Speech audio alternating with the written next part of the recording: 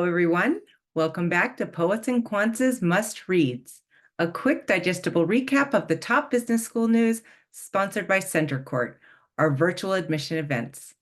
I'm your host, Christy Blyzeffer, and I'll be highlighting the most important P&Q stories you might have missed. So let's get to it. Number 1, what it costs to get an MBA from a top business school. If you want an elite 2-year MBA from a top business school in the United States, and you don't want to pay in excess of $200,000 for the privilege, you have very few options, and those options are dwindling every year. 22 U.S. B schools in the Poets and Quants top 25 charge admits to their full-time MBA programs at least $100,000 annually, according to a P&Q analysis. That's up from 19 schools at this time last year.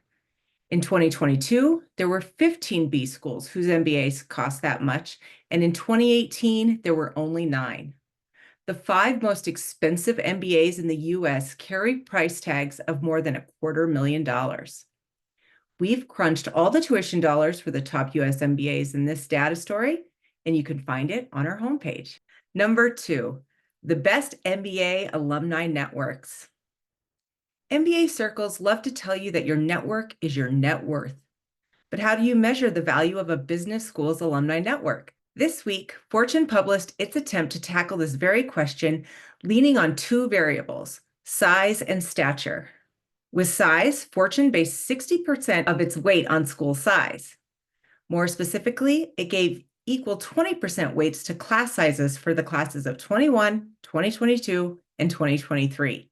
The remaining 40% was devoted to a Fortune 1000 score, the number of alumni who are now C-suite executives at Fortune 1000 companies. You can see how the top schools fared with these metrics and our analysis on why it might not be the most valuable measure out there in this article, which is in our trending tab. Number 3, study says top consulting firms are no help at all. According to a new study of 702 bosses and project managers, 84% of those that worked with the so-called Big 3 management consultancy firms found them to have been no help at all. 3% believe they actually hindered a project. Only 13% of respondents said the big beasts of management consultancy were more of a help than a hindrance. That may be a big surprise to MBAs with their sights on the MBB. Find the full study on our homepage. Number 4, our weekly roundup of news you can use. No matter where you are in your MBA journey, we bring several helpful stories for you this week. You'll find them in our admissions hub, accessible from the main menu. First up, MBA application final touches, top tricks and tricks. Ex-AdCom members share what the committees look for in candidates. Next, GMAT preparation for busy test takers. Menlo Coaching has prepared a comprehensive guide for those preparing for the GMAT Focus Edition in this article. And finally, the Introduce Yourself MBA essay. This article invites you to ask what you'll bring to the school community. And that's it for this week's Must Reads recap.